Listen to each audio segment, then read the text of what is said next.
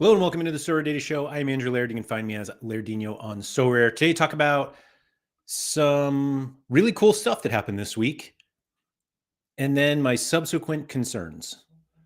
I'll be honest that the tone or the expected tone of this stream was going to be very positive, and I'm not sure who. I don't know. I've got some concerns about everything. And it's not so much concerns about like the gameplay. I'm not going to mention sustainability. Has nothing to do with that. Frankly, it doesn't even really have anything to do with sentiment, maybe. But we'll get through the good first, because there was a lot of cool stuff this week, and we'll get into that. Anyway, Hatlingen, Malky, and Rude on the podium. Congratulations to you three. That's right. Also, up the thumbs. I like this one. Rude used that on the deadline stream today as well. Love that. And go Necaxa, but only if Montez plays. I don't know about Montez. I didn't play mine, so he'll probably get 100 somewhere. It's just kind of what happens. Bob Franklin, what's up? Scott Jenkins, what do we think about rolling locks? If this becomes a permanent thing, I don't want to be checking my phone constantly, checking if players are starting. Scott, we will get into that for sure. Stefan, what's up? Alex, thanks for coming in. Pepdetta, Mikey Baston, perfectly timed the Sorare After Dark stream to point two where the Down Under boys left, second half to come later. I haven't watched it at all, but I heard that second half is wild. So we'll see. Vice 91 said, oh boy, do you have a show to watch? Yeah, apparently. Agent Cooper, all I want to know is how many in-season River Plate cards Laird has bought so far. I'm also tempted with a Yuito Suzuki from Brøndby now that he's a forward card. Cooper, I've bought 0 River Plate cards. 0. Speaking of Yuito Suzuki, Toby, what's up? Ben Johnson, thanks for coming in. Novelty says, something I can't help but feel is that Sorare seem to change things so frequently, it's almost impossible to keep up with for a casual user. So actually, it's funny you say that. I'm going to get into that as well, because I would almost, well, I'm not going to argue it's easier for the casual, but you're right. ZM Star said, as long as we aren't jumping on chat roulette or planning a meetup at an antique shop, we're good today. Red Panda, what's up? Ooh, Kirill, I think. Afternoon. Thanks. I don't know that name. So thank you for saying hello. The second half is legendary. That's what I hear. I'll watch it at some point today or this weekend. Scosmo, what's up? Mike, I did buy Racing cards, but I also have had Racing cards before. So, I mean, it's nothing new really. Thomas said, definitely not a fan of every game gets a lock, would prefer it to be league-wide, competition-wide lock. Alex, thanks for checking in. Sorare Burrow as well. So yeah, it was like a huge week on Sorare. The announcements, I was going to go through the blog. I actually was going through the blog minutes ago because I wanted to go back to when they like first announced their plans for everything. And even the title of this show, when I was thinking of it yesterday, was something like Promises Delivered or something like that.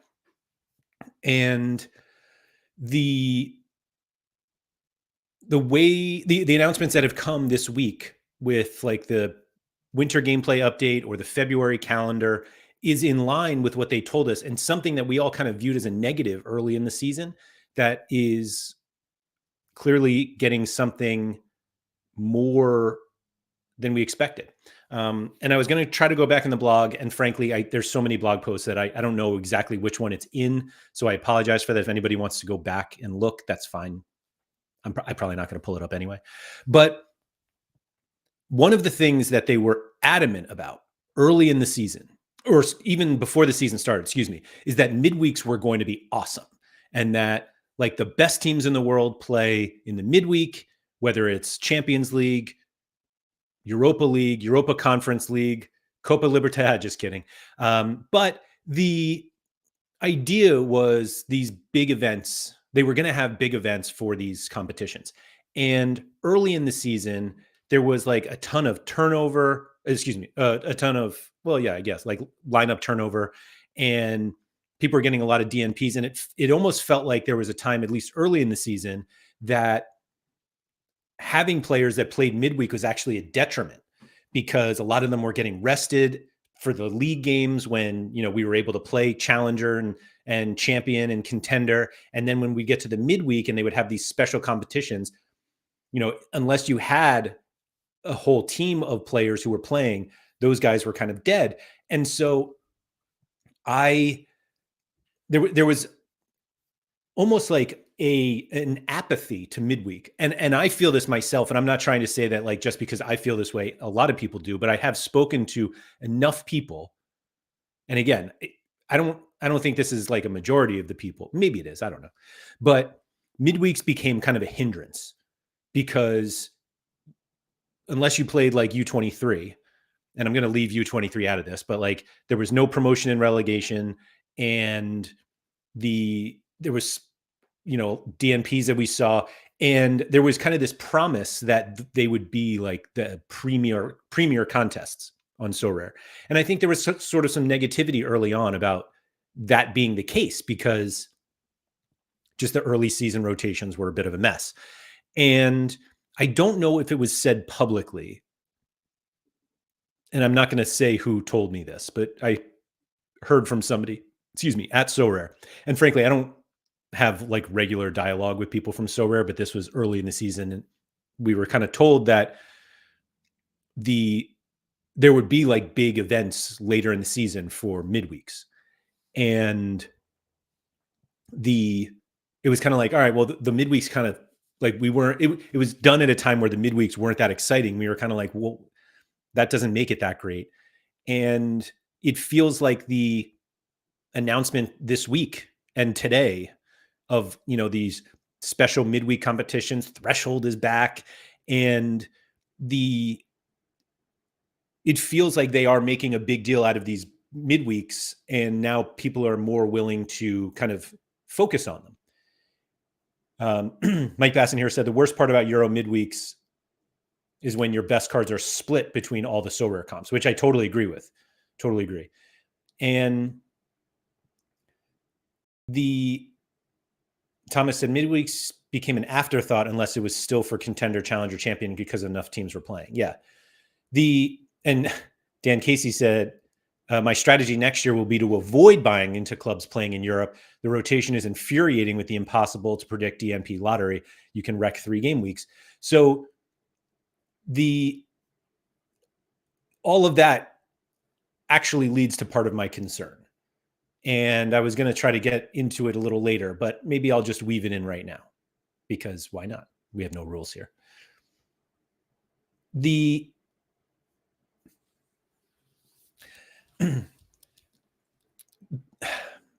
I'm struggling to put this into the words that I want to use. I'll be completely honest. Not because they're like offensive, but because I want to explain what I'm trying to explain without kind of like portraying my opinion on it, which I've already failed to do because I've told you all that it's not overly positive. However, the thing that I've basically noticed over the last couple of months, and it like came to a head this week, is Sorare really don't want us to play as many competitions as we can. And I know that sounds kind of weird because like not everybody's going to play everything. But every development that comes about seems to be pushing us in a way to not necessarily have fewer cards, but to have fewer lineups. And there is an inherent advantage to having fewer lineups in terms of your time spent on the site. And I don't really care about like the idea of Sorare actually trying to increase the amount of time we're on the site, because I don't think they benefit from that at all. But it's more the ease of the game when you don't have to worry about who's going to start for Chelsea and who's transferring to Kashiwa or Urawa or whatever. And so what I'm kind of presented with, and this entry foray, if you will, into late swap is kind of accentuating my belief that this is the case, that they want everybody to either play the Prem or Bundesliga or La Liga or Champ even. And to do that, they want you to buy tons of cards, but they don't want you to buy tons of cards for playing. They want you to buy tons of cards for collecting. And so I think what a lot of older users are used to are just like, oh yeah, I'll keep buying cards so that I can play them. Like I want to play some Champ and some Contender and some Challenger, and I'll play different scarcities and all this. And the feeling that I get is that I'm getting pushed to not do that. That instead of buying 20 cards to play 4 lineups, I should be buying 20 cards to play 1 lineup and maximize the collection bonus and ensure that I'm very knowledgeable about that one team in that one league that I'm playing. And so they're kind of making this idea or pushing us in this direction of like, well, let me get some elite players from elite teams. You know, we still want to, you still want to buy your Joshua Kimmiches and your Jude Bellinghams and whoever. But instead of buying cards from other leagues or even other teams, go buy the whole Bayern collection. Go buy the whole Real Madrid collection. And so when it comes time to play, you only need to worry about one team. And you only need to worry about one lineup. And if we have late swap, now if you have the whole collection, you are guaranteed to have 5 starters. Because if maybe Vinny Jr.'s out, like, well, you've got Brahim Diaz there. You can just slot him in. And so I don't think this is necessarily like dumbing the game down at all. But it's kind of fighting the idea of playing kind of casting a wide net across the platform. And the late swap idea, and I realize that this is like just one competition that they're doing one time, but it's clearly like a testing ground. And like they wouldn't do this if they didn't think people would be interested. And so the implementing late swap into the regular competitions, which I feel like lots of people are like, oh, they wouldn't actually do that. Whereas there are other people, like Harry's one of them, that Harry just like despises DNPs. And Harry, I think, is in a position where he'd be willing to get the notifications all weekend about people who are, guys who are in the lineup and who aren't. The solution basically to late swap is actually not to not do it, but it's to actually push people to only have one team, meaning Real Madrid or Real Madrid and Bayern Munich or whoever. But if you focus on maybe only a handful of teams and build collections around those teams, now all of a sudden late swap doesn't seem so bad because you really are only checking 5 games a weekend. And if you only play like the Prem, maybe all of those teams play at the same time. and it won't always happen that way, but like, and now this idea of like late swap, like constantly checking your phone all weekend is gone because like you just don't have lineups everywhere. And I don't know if that's what they're trying to do. But it feels to me like that's where we're going. And so that's concerning to me because like I love that part of the game. Sorry. Ryan said, how do you think late swap rolling locks means they want us to play less lineups? I'm not sure I agree. It's not so much that they want us to play less lineups, fewer lineups, Ryan, though I do think that is the case. I think that they would much prefer you, again, to buy a collection of 25 cards from the same team than to buy 25 scattered cards from throughout. Because that kind of ensures that the tier 4s and tier 5s have value because like you need them for your collection. And at some point when everyone has 5% collection bonus, like if you're building a new team, like you're going to need it. And so you'll end up buying 25 and let's say you get 2 lineups, you buy the goalie twice, because now they both get collection bonus. And so you're still buying 25 to 30 cards, but you only have 1 or 2 lineups. And in the end, I'm not sure, like in the end, that feels better for Sorare because they're selling the cards that like nobody really wants. And now they're like, hey, look, tier 4s and 5s have value. But maybe you could make the argument that like that sort of thinking means fewer people will buy Bayern Munich, like Kimmich. But I'm not sure it actually does. And again, if you buy Kimmich, you're almost setting yourself up to buy the entire Bayern collection.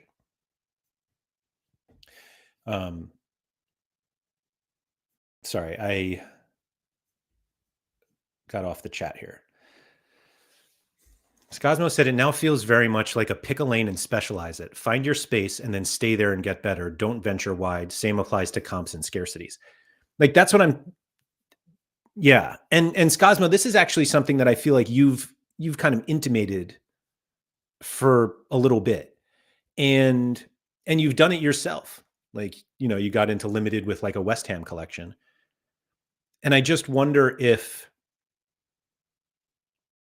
that's where we're going. And I will say that there is a bit of a contradictory point of this because something that I've said on this channel before, probably multiple times, that if Sorare started today, I don't think that they would have challenger or contender, to be honest. And I think they would absolutely focus on the big 5 European leagues. Maybe at some point they expand because, it's cool when players go from like wherever, PSV to Liverpool, and you're like, oh, there's this PSV card. And so maybe they expanded a little bit, but I don't think there's a single contender league that they would actually sign up for today. And I realize I say that the day after they add 6 new, well, they're not new Argentine leagues, but like, never know if it's Argentine or Argentinian. 6 teams from Argentina, including Boca, who they had and then didn't have and now have again. So maybe that they don't necessarily need us to just focus on the big 5, but maybe they do want people to like just focus on River Plate or just focus on Racing so that when I go to make my lineups, I just have to worry about Racing. And I know that Racing will play at 8:00 on a Saturday for me. And so that's the time I have to worry about late swap. And it's not 3:00 in the afternoon. I'm on the East Coast of the US. So like 3:00 in the afternoon on Friday night, Saturday morning, Saturday mid-morning, Saturday late morning, Saturday early afternoon, and just throughout the entire weekend when I have lineups throughout. And now I don't have to do that because that's just not the way that we're supposed to play the game. And I think that kind of pushes me to another thing that, like, the reason why SorareData exists is to make the game easier for so many things. It's not just lineup building. Like, obviously our lineup builder is super popular. Like, it's I think it's our most popular feature by far. But I like tweeted something earlier this week that somebody sent me an offer for a Kaler Navas card that I have, and I had no idea what the if the price that I received was any good based on last sales. And it was low enough where it wasn't like, oh yeah, regardless of last sales, I'll take this. And so I went to Sorare, or I opened the offer on Sorare because I got a notification on my phone, and I clicked like the little icon where you can see recent sales, and it said no recent sales. And I was like, oh, that's weird. I feel like he's been pretty popular. And I went to SorareData, and like 20 of them had been traded in the last 2 weeks. And because he's at Newell's now, and so people were interested in him, and it's like that was like a very clear like this is why you need SorareData, because those were all private offers. Somebody either listed it, and then somebody sent an offer that was below it and they accepted it, or they were completely unlisted cards. But there's like a lot of trading stuff. And so anyway, so the lineup builder is obviously extremely popular. And I haven't tried to do my lineups directly on Sorare in years. Like not even, I mean, like literally build them there. Not like build them on SorareData and put them on Sorare. Thank God for the button. But there was kind of this, I think they actually were telling people, like, if you have a lot of lineups on Sorare, like you should just use SorareData and export them, which I think is still very much the case. But also this move to like, oh, you should only have 2 teams. Like now it becomes easier to build your lineups just on Sorare.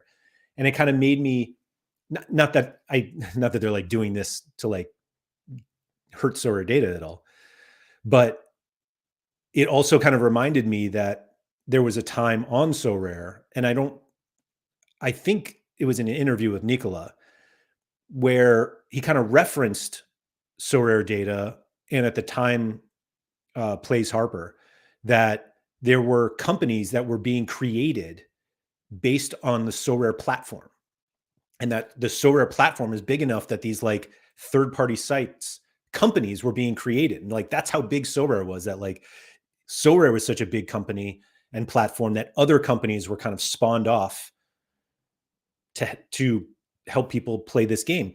And that's actually an extremely popular thing when in daily fantasy sports in the US, and which is now turning into like sports betting a little bit. But there are sites specifically created to help people play daily fantasy sports, whether it's on DraftKings or FanDuel or any other sites that are out, Underdog.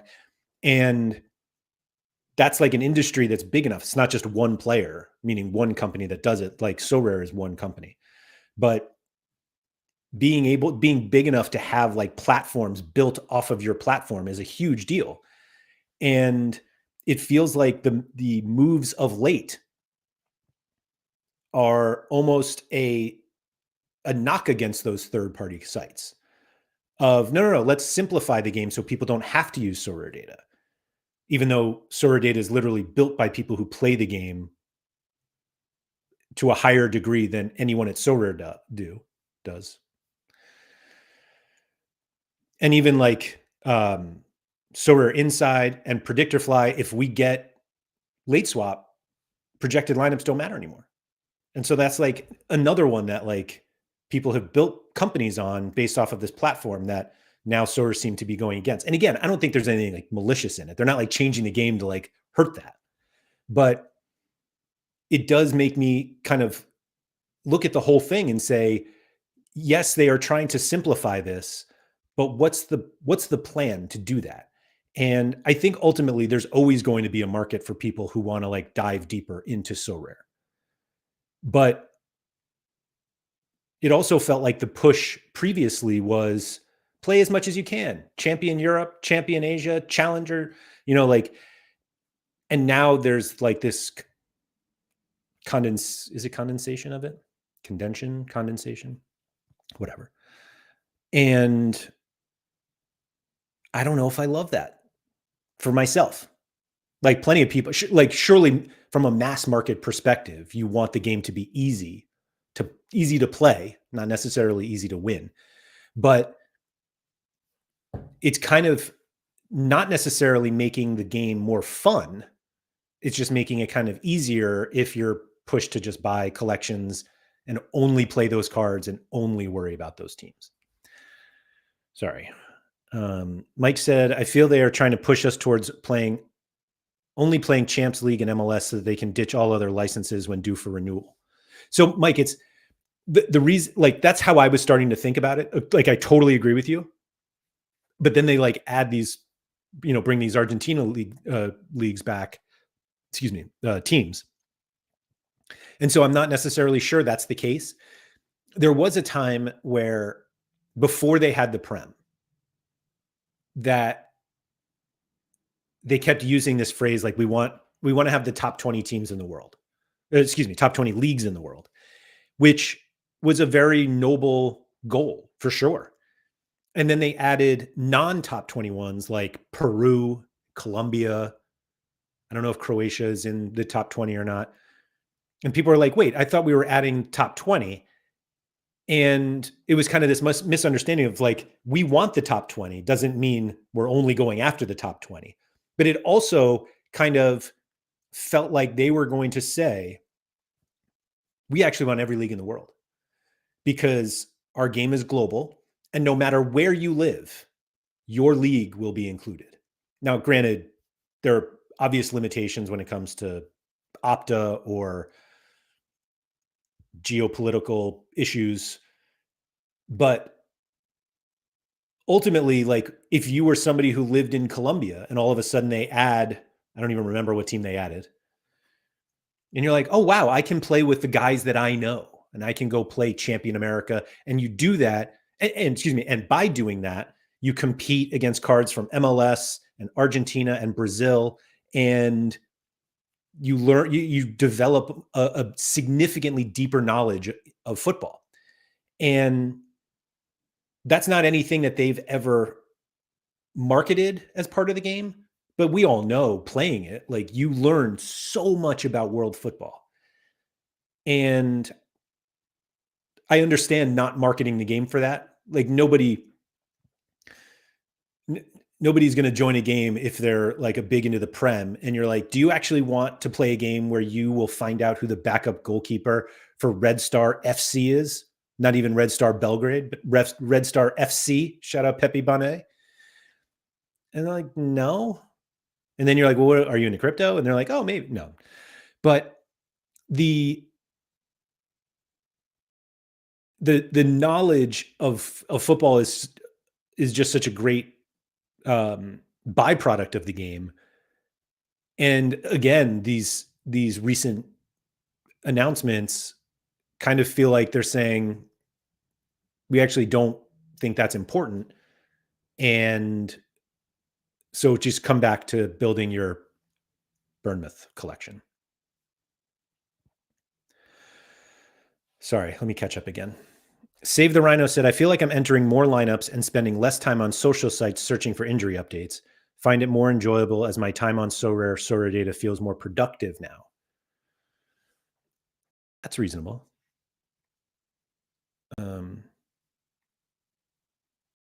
The M-Star said, path of least resistance is what they're pushing on the community. Maybe. Ben said, you're pretty much describing how I play right now, but replace Madrid and Chelsea with Tigres and Universidad Católica from Chile.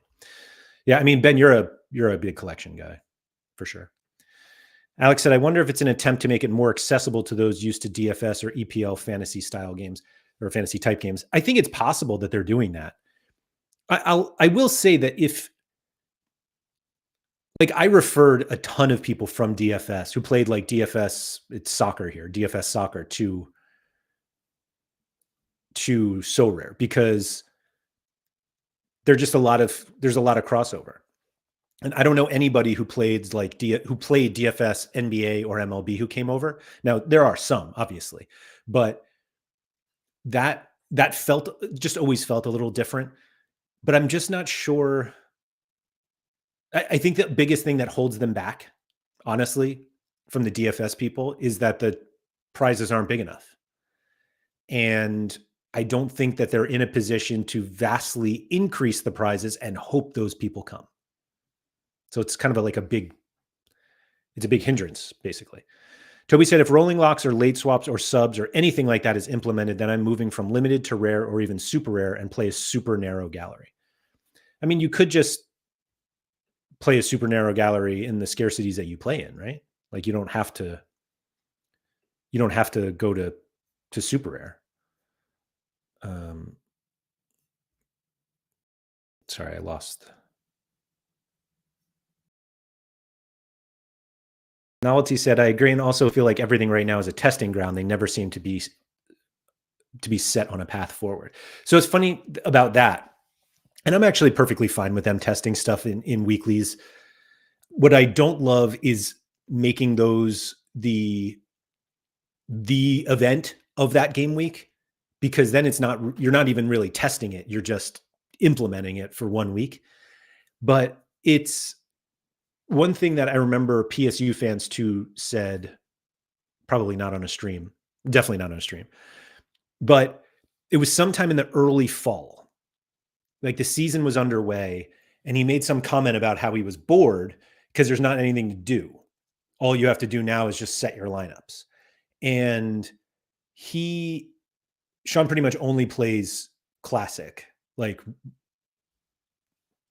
he puts effort into classic. He doesn't really put it into in season.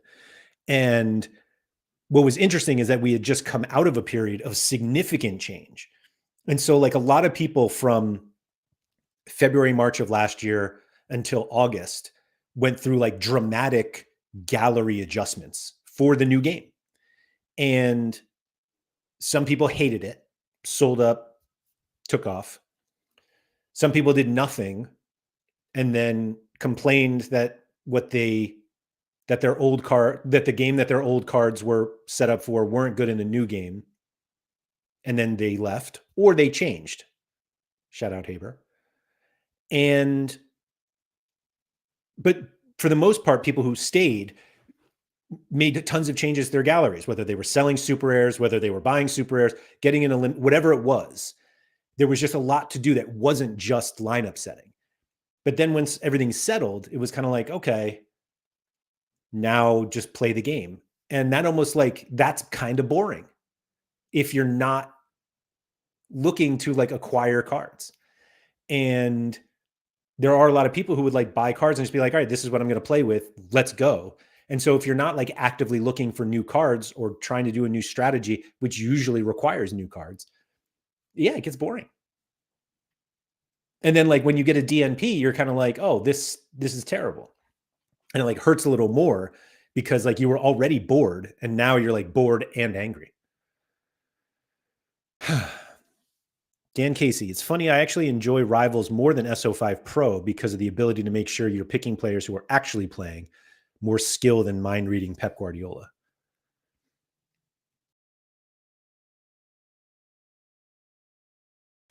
Anion said, I brought in some of my friends for their first season and they hate DNPs but they bought collections of their favorite teams. Oh, because they bought collections, they always have alternatives. That was an idea that I actually did talk to Sorare about that I think collections are where like subs should come in. Like a football manager in real life can't pick somebody from another team if one of his guys gets hurt. Malky said, and also the cards not accumulating XP if not in a lineup means more people might only buy players who play, thus not buying so much into collections. I don't think I agree with that.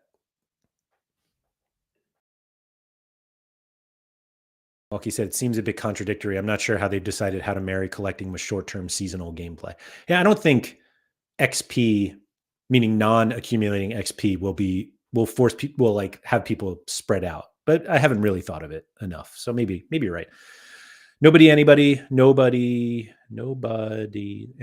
Anyway, not sure I agree with the changes pushing towards less lineups. I think the reward structure with guaranteed amount of essence or XP is pushing you to have 3 lineups in D1 in the top comps. So I'm not saying that you're going to have fewer lineups overall. If I said that, no, I am saying that. I think people will absolutely have fewer lineups. I think they will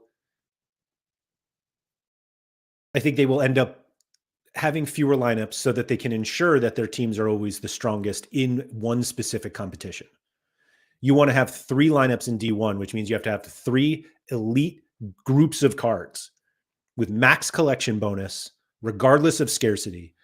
And doing that means you're going to have to spend more resources to make the cards that you really want to play in those competitions more valuable, more powerful, and therefore not play Challenger.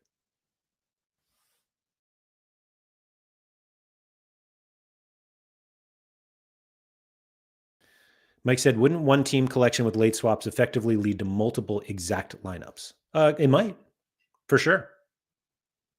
But I'm not sure how many. Like, I actually don't know if it leads to more duplicate lineups than we have now. Like, if you have a Bayern lineup and like Kimmich is scratched and everybody with the same lineup as you now has Goretzka, like, I'm not sure that there are lineups that don't match that now do, if that makes sense.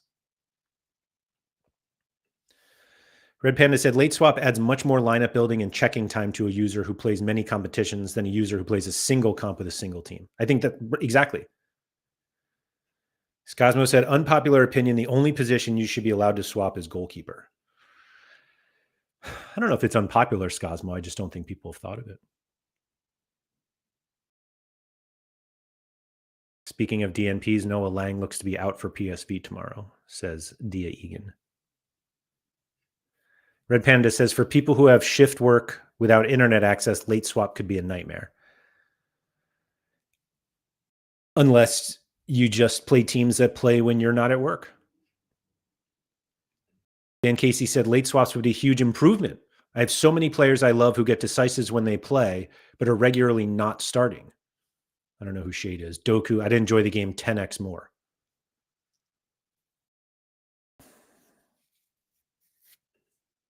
I think the late swap. Well, no, yeah, that would be late swap. Save the Rhino said Prem usually have a majority of games at 3 p.m. kickoff, so it provides flexibility to swoop from 10 to 12 teams and not just one team. Yeah, I mean, yes, leagues that do that, it's a huge benefit.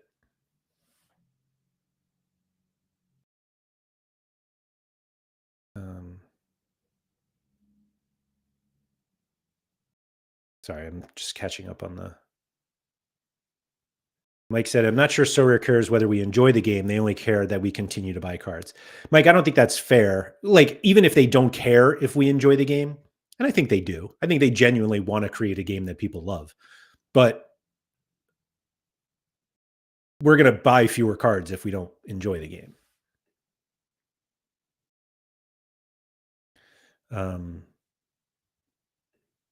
Mike said, but the Argentina cards may still be part of an existing license. For argument's sake, it ends this season. Yeah, it's possible. Mike said they never had a Colombian club, just Opta coverage. Do they have a Chilean club? Did I meant? Sorry.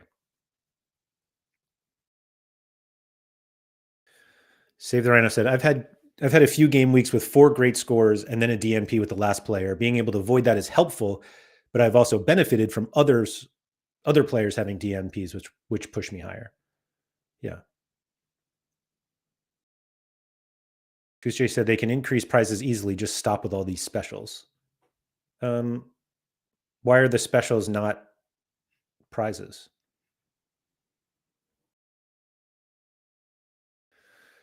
Arouge said, do you think the hanging back of MLS reward prize pools to slow down people buying classic cards and rather have them hold their money for in-season cards? No. I think they're like, I genuinely wonder if they haven't decided yet how much it'll be. I don't know. The other thing that I was going to discuss, combination of this like collections thing and midweeks, is it makes you really decide, like the midweek competitions that we're having this now, like late Champions League and Europa League and Conference League, like surely the collections of those teams will be more valuable than the non-European team, meaning your European competition teams, because you'll get extra utility, meaning you can enter these midweeks where they have games and you have collections and late swap, like you'll always have 5 starters. Like surely that means the value of collections like Real Madrid and Barcelona go way up. And if people are already paying a lot for those cards, imagine what they'll pay knowing they'll never get a DNP. Graham said, so many people want to focus on when a DNP has cost them a reward, but don't think of all the time someone else's DNP has won them a reward. DNPs are part of the game and need to stay for me. And Dan said, why is a DNP some sort of great thing people want? Cool, your own and other people's entire game week gets ruined. How is that fun for anyone? Yeah, I think it's a passionate on both sides. Ryan said, in my opinion, the skill element isn't actually increased that much. It's more effort or being available when the lineups come out. Does that make the game more fun? And the answer is no for me. Rhino said, question, can you move players between lineups as well? If one lineup is smashing, we might want to move them to that lineup, or is late swap only using reserve players not in an active lineup? I have no idea.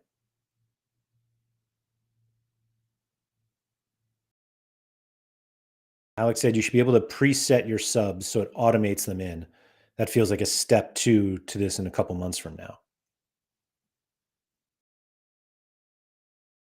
And Germ said, just because there are late swaps doesn't mean you can't set your lineups for a Friday deadline. Yeah, I mean, Halligan said, the reason they're testing out late swap is that so many people are complaining about DNPs. I think avoiding DNPs is an important skill aspect of the game. I've likened it to randomness in poker. I think eliminating DNPs is something they should spend time on. I just don't think late swap is the best solution. Server said, it's been a while since we had the late swap debate and division system has introduced new elements to DNP. Still think universally would be bad, but maybe there's room for more rolling locks now. I've always been one who thought rolling locks was a more humane solution. So rolling locks, the difference between rolling locks and late swap, rolling locks is each competition locks, let's call it 90 minutes before the first game of that competition. So obviously like the global events would still lock on Friday, but like if there's no Friday Prem game, the Prem lock would be Saturday. And I think that makes sense. FPL does that for the Prem, obviously. And I think that's reasonable. Late swap, there are also significant loopholes in late swap, and PSU fans too, and I have talked about it. Somebody can go back and find it if they really care. But basically how to like take advantage of late swap, like put in the guaranteed 0, and depending on what the rules are. But you get your lineup in, and my favorite argument for late swap is that it would help the secondary market. Like if you have you have your lineup and there's a DNP and it's like, oh wait, let me just go buy someone. Novelty said, I feel late swap adds a skill gap. As annoying as it may be to keep checking lineups, people who actively put that work in will be rewarded. So I agree with that, but I just don't think availability is a skill in fantasy sports.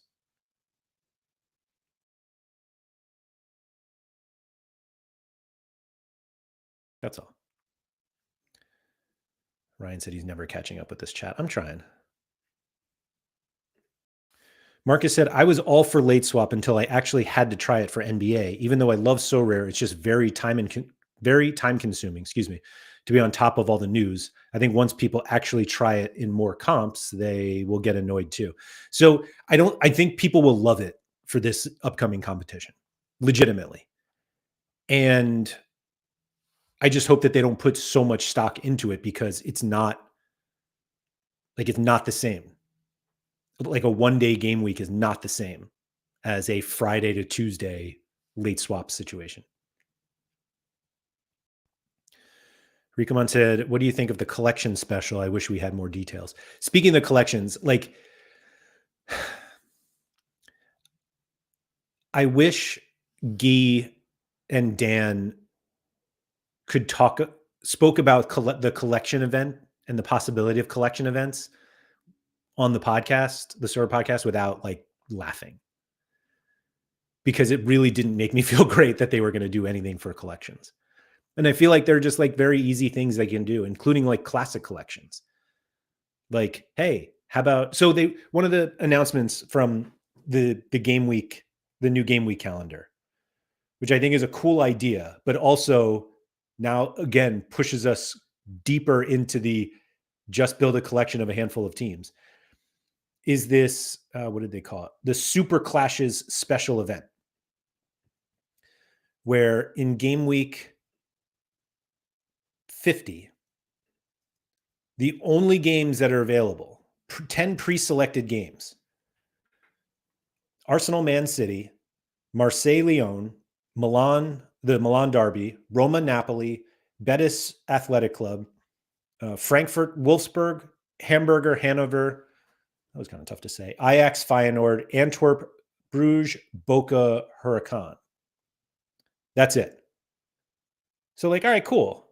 You need 5 in-season cards. What are the prizes? 10 grand. This event will have 1 leaderboard for limited with, yeah. So 10 grand for limited. Not bad. Specialist rules. But it's also like, okay, maybe I shouldn't go outside of these leagues very much. Or maybe I should have just bought that Bruges collection, because I know that Bruges are one of those teams that they're going to use one day for this super clash event. And so instead of buying Dolguchan Haspelat and Mats Kohler and Sofiane El Korani, I'll just buy a Bruges collection.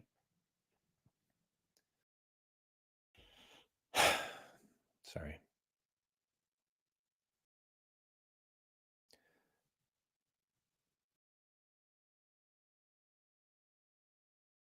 And Casey said, so I eat a lot less DNPs, but the game is less fun with the peaks. With the threat of relegation from D1, you can't roll the dice without severe punishment. See, Dan, I kind of disagree with that, because I don't feel like, I feel like people underestimate downside outcomes when they think about risk. So like, oh, I'm going to take a risk with this guy because if he hits, I can do really well. And then when he doesn't play, you're like, oh, I can't believe I got relegated for that. And it's like, there's a risk.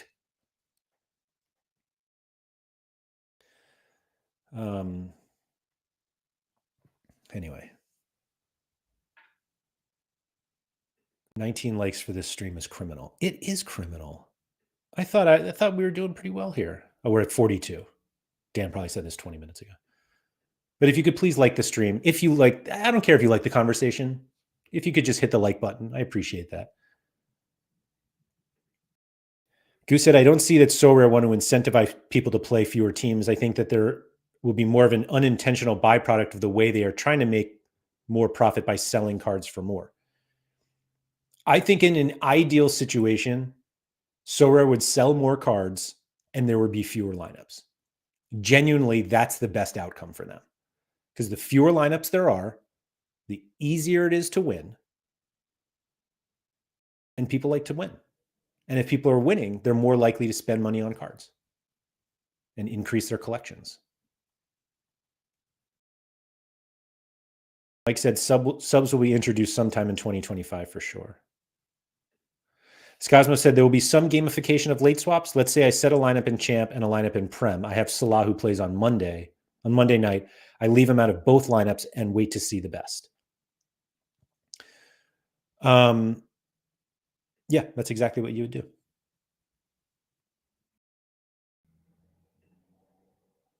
I prefer one substitute player like SorareData competitions before than late swap. I think that's right, but the problem is one sub, like you need 2. A goalie is a problem. And Frank, like I have tons of I have very passionate feelings about subs and late swap and rolling locks. Like, I admit it. What I think the issue is when it comes to DNPs is that there are certain DNPs that people encounter that ruin their game week. The injury in warm-up, the injury that comes up in training after lineups are already submitted and we don't get the news until later. My player's wife is in labor and he has to leave the game. These are unforeseen DNPs that genuinely ruin people's weeks. They did all the right work and then they get hit with that. The DNPs that don't need saving are this player is 50% to play, but I'm going to risk it, and then he doesn't play. You should not be saved from that risk. Like, that's my thought, my belief. So genuinely, I think you should only get a sub or a swap or whatever if a player is not in the squad. If you're just taking a chance on a guy starting and he doesn't, that's on you. And you can throw the pep roulette at me, but you know that going in. Pep roulette is a thing. Everybody knows it. I don't think that we need to build a game dynamic that allows people to not worry about that. I just don't.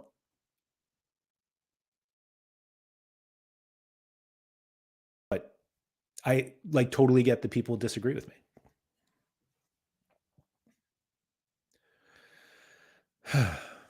Halligan said, as an example of the skill aspect of DNPs, I'm a big Man United fan, basically know them inside out, and I was sure Bayender would start yesterday. Onana was predicted on Sorare inside. I got an edge. Yeah, so that's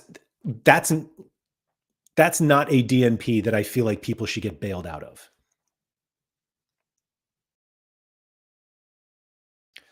Anion said, I think you need to view it more from an entertainment point of view. A person has a collection and is about to watch his team and is excited about his players and sad if DNPs exist. Sure. I agree. But I also think that if you have a collection, maybe you work a little harder to know who's going to start. And if a player is out without us knowing it, then yeah, you can take it. Now, of course, the way that anybody takes advantage of this is specifically rostering somebody who you know is not going to be in the squad. Because we have a collection. You just take the last guy that you added to your collection who, hasn't played ever. And then you can pick whoever you want.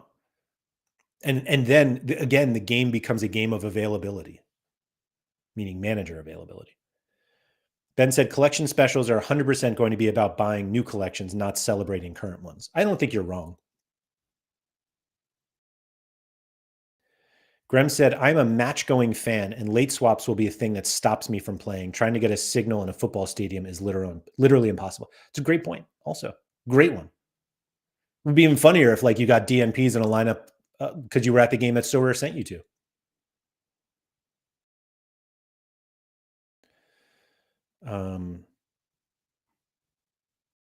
Dan said, this is valid. At Brentford games, I'm at least in the cafe around the time they announce lineups, but close to kickoff, it's dead. Yeah, so maybe you got the lineup right, and then you're in the stadium and you see Burmo come up lame in a warm-up, and you're like, shit, and you can't do anything.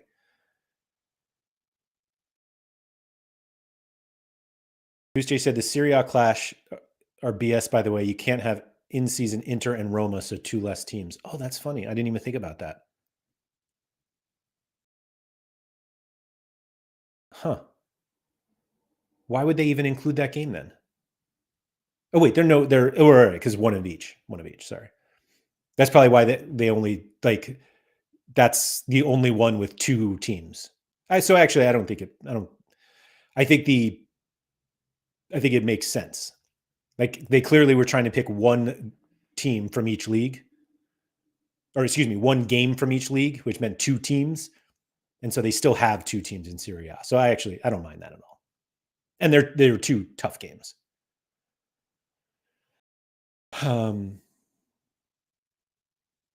Mike said, I still play, so anything happening on a Saturday afternoon, early evening, I'm screwed. Yeah. How's Tony Watt going to play? Think of Tony.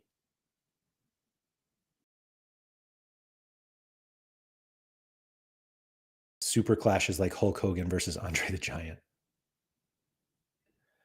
Dan Casey said that risk for relegation is so bad, though. Getting promoted back to D1 is massive. D1 is an interesting division, very different strategies than the lower ones. I mean, surely. I got relegated last week from D1. It's horrible.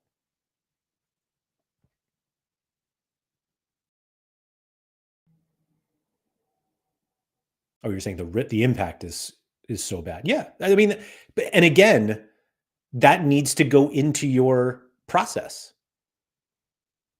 When you're weighing risk reward, the relegation risk is big. It is very big. And people kind of act like it's not, and then they get relegated, and then they realize how big it is. Save the Rhino said, as someone living in South Africa, let's go. Late swaps will put me off buying MLS as I won't be up at 2 to 5 a.m. and will be at a disadvantage to other players that are checking lineups. So I think I was going to say I don't think Sorare care, but I think the Sorare solution is okay. Buy a Real Betis collection instead of Real Salt Lake.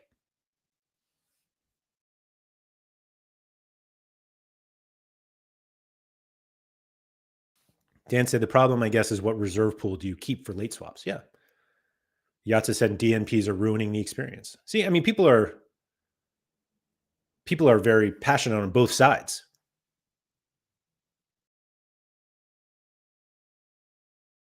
Cosmo, the problem is that the out of squad swaps that's the easiest loophole. Like you would specifically roster an out of squad player, and then when the lineup comes out, you can put in whoever you want.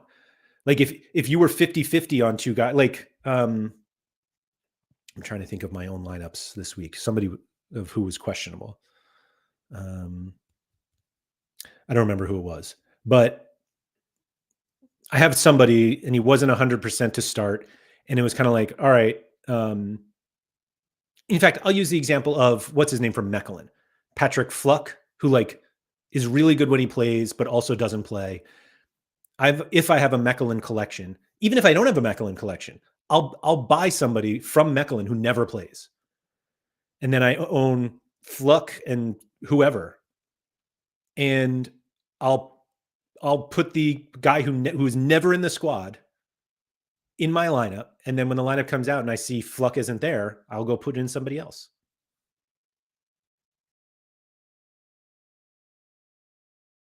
Anyway. Mike said that makes injured in warm-up up in the air because a player is originally in the squad. I actually, well, maybe by I don't know, do they? Didi said the injury in warm-up example leads to a player ending up on the bench mostly, so the same situation. Edge case, but it's either all or nothing with it. Are they usually put on the bench? I think it's kind of hit or miss. And I feel like they're usually not, but I could be wrong. Yeah, Skazmo said they wouldn't be in the squad for kickoff, though. Yeah, I don't know. Dan said, I think that Onana DNP is exactly what you should be saved from. Your entire game week is ruined because who knows what goalkeeper is going to play. Is that really good? Halligan said they knew exactly that it was going to be Bayender. That was midweek, right?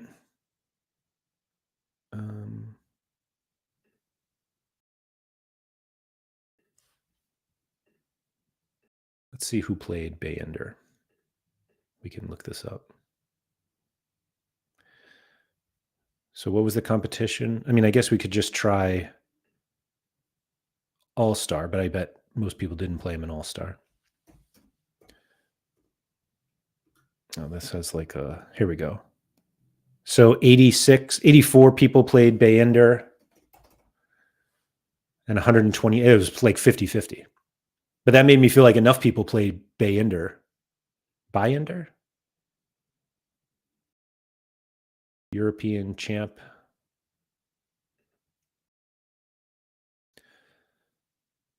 10. Oh, wait, they're not in champ. Sorry. European League Classic. I'll even do Classic. So there were 382 Onanas. Alte. And like it's certain, like I would say there were probably double the people that played Onana, but clearly enough people played by Ender. And like in that situation, why should Hatlingen be punished for getting that right? Because now everybody with Onana gets some sort of savior.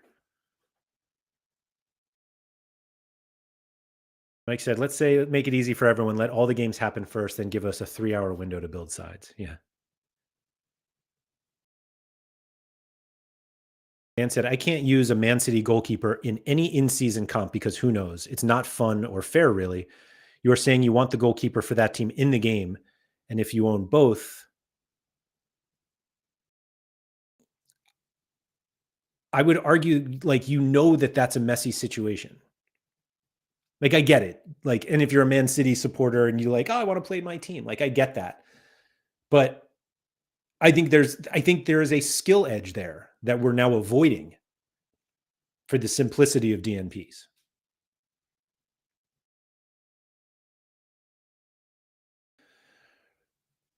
Rolling locks would be ideal. However, what happens with champion leagues where the Premier League might start a day after champion? So champion would start Friday.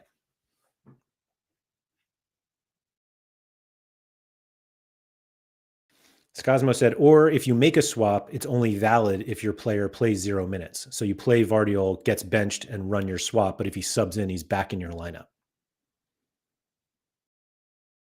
So Scosmo, I don't think that's fair. I think if he subs in, you get a 0.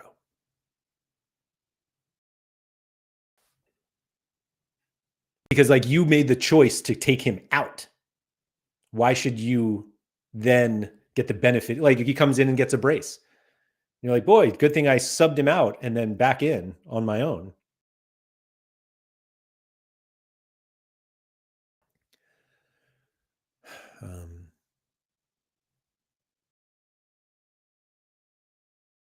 Allian said the risk is factored into their price, meaning the Man City goalkeepers. And you know the risk beforehand. If you get them right, you've got an edge.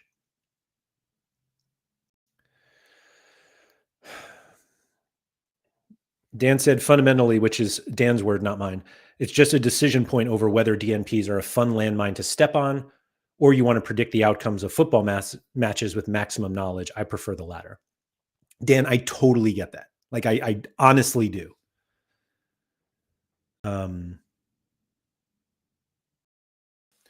Karupti said, did you see that they added the dates on the 2024 in-season cards when they expire? J-League expires 2nd of Feb and MLS on 10th of Feb. No.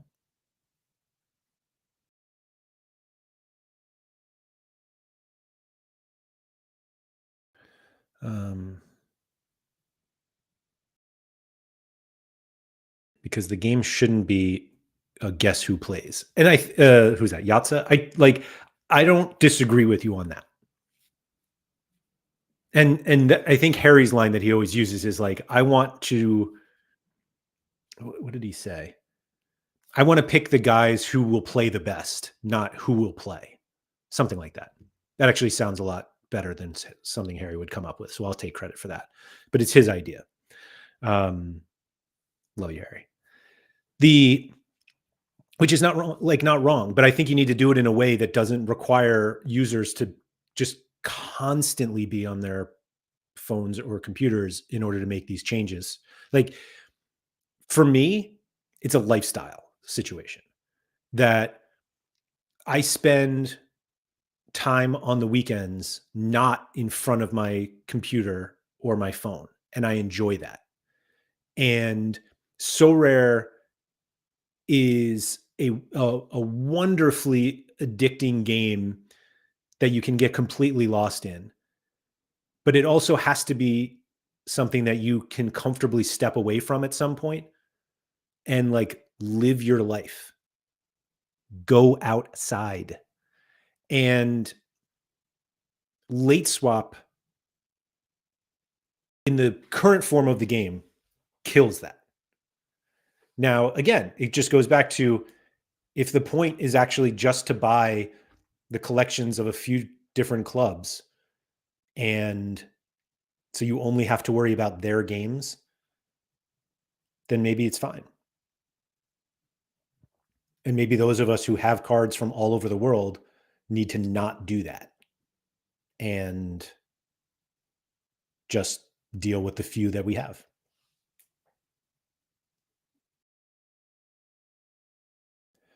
Marcus said, I think classifying DNPs is impossible. As an example, the Verts Palacios being late DNP is something you should be saved from, but they were just on the bench like normal rotation.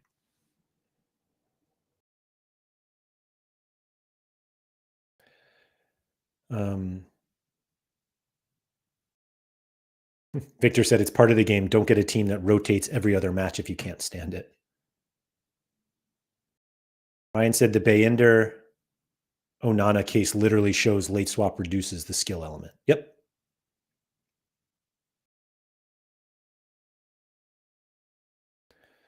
Diogo said, I lost $400 because I played, wait a minute. I lost $400 because I played Olafsson. He got injured and we had zero news. Was that this game week, Diogo?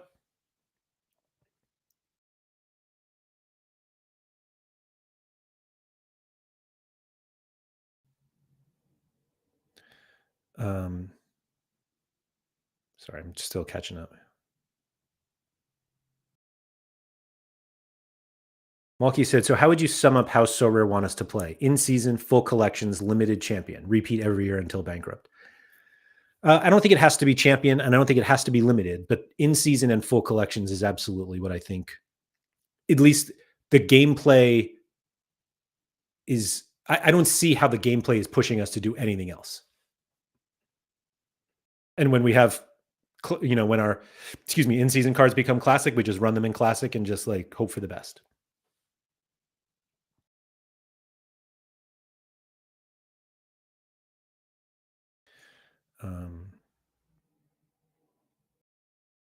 Hugo said, if I buy Tegsith in season now, do I have him in season for the first month of MLS? Yes, you should.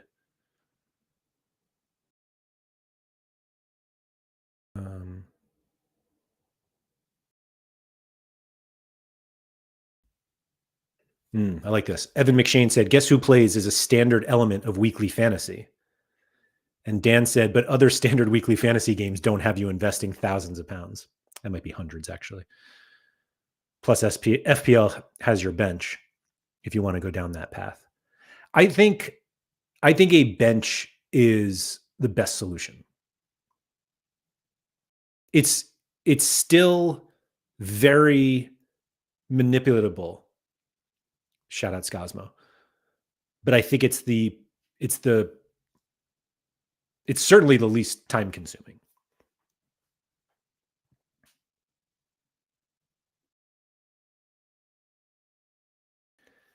Dan said, with regard to the go outside element, I played a lot of Rivals and get the notifications for, quote, you have a DNP, log in and change anyway. And with Rivals going, depends who you are. So the problem that I have, Dan,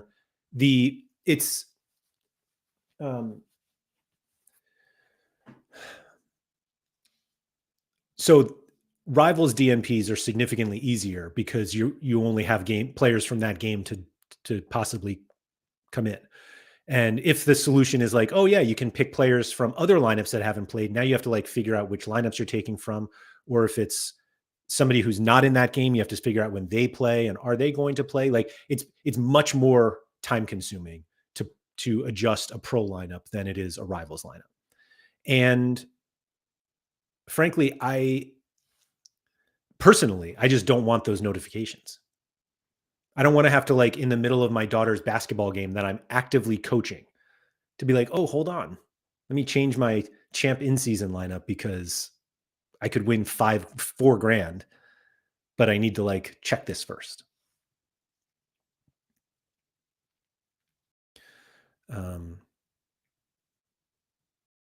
Dow said UK authorities advise against going outside due to bad weather.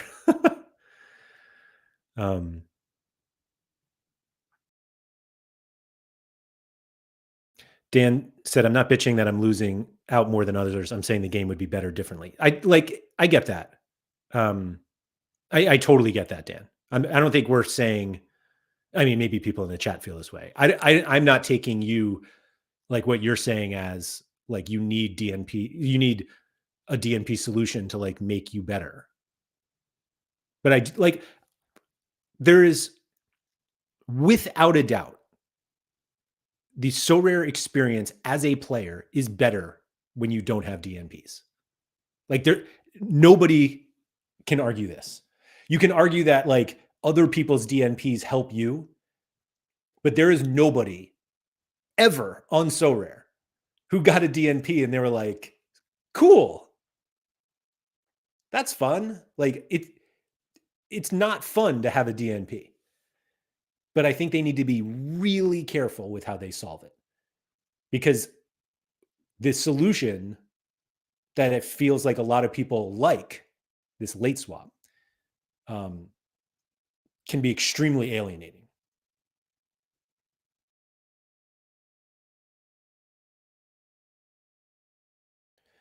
Diogo said it was for the Europa League, and I have Lassel. And because Midtjylland hasn't played in a month, we had no clue, and he was predicted to start. So that's an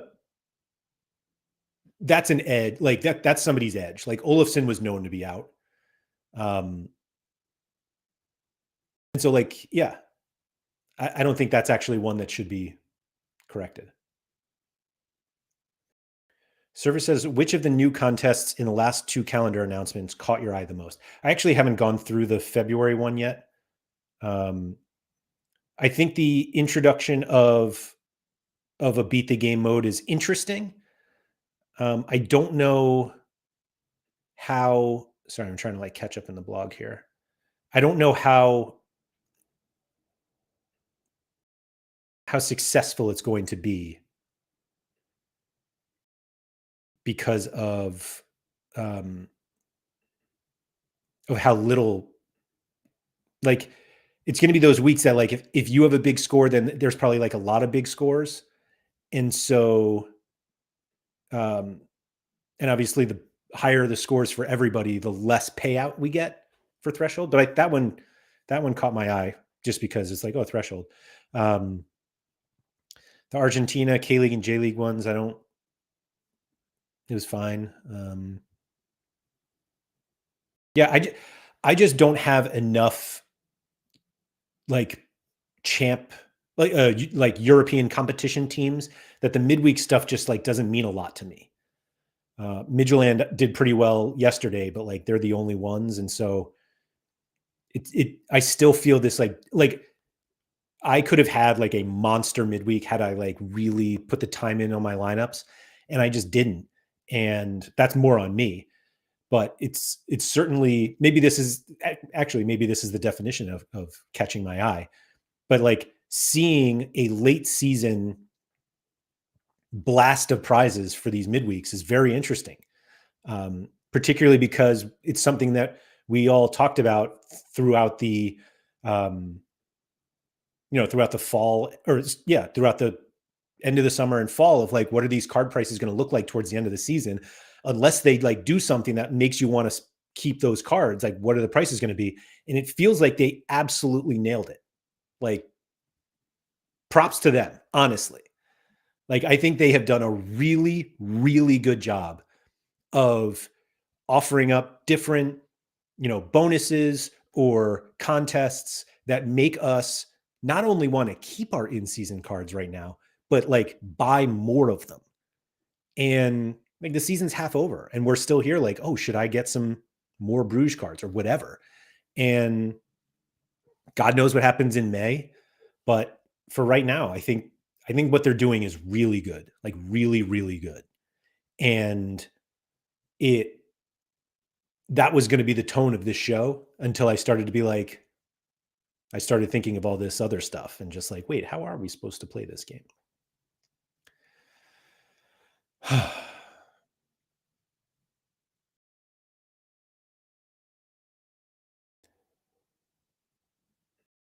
Halligan said, getting rid of DNPs will push people from complaining about DNPs to complaining about scores being too high. Yeah, I mean, well, Well, there's always something.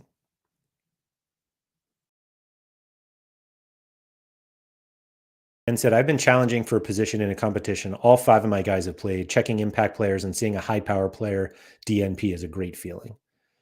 I mean, it certainly makes you more confident about your own lineup.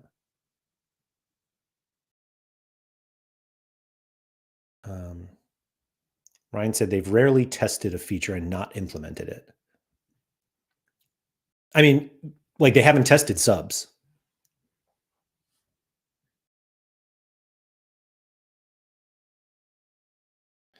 Graham said, do we know when or if rare cards are going to be auctioned again? Are there no rares on the market? Oh.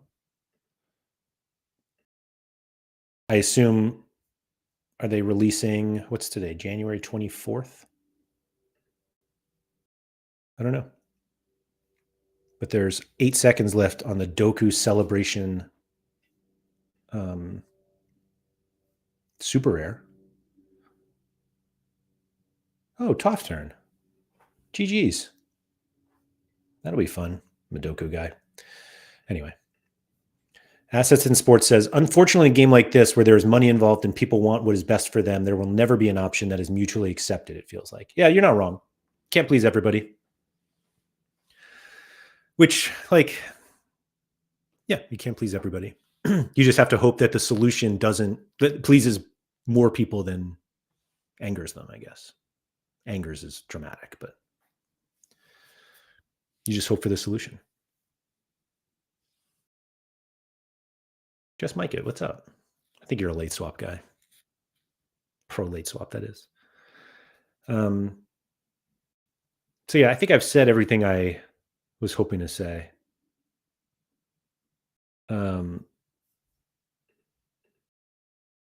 Sorry, I was just looking at the Franco Armani Unique that is on the market right now, as if I'm going to buy it.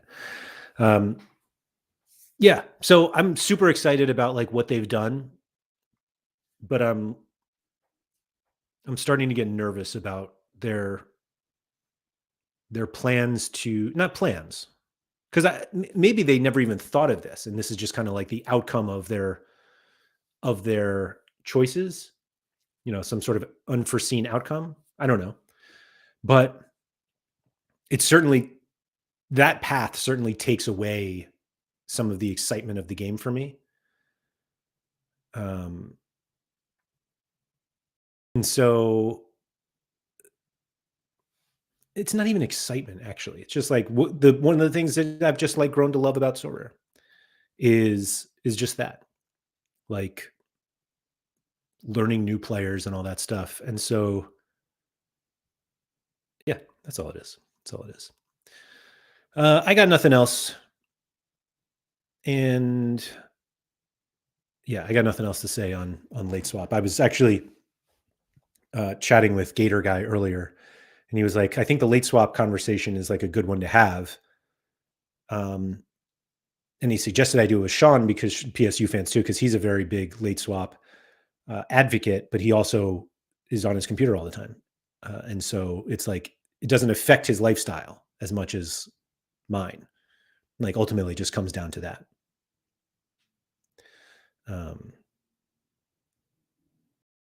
Oh, Mike said he's not into late swaps. I don't have the time to decide and check every lineup during the weekend. Yeah.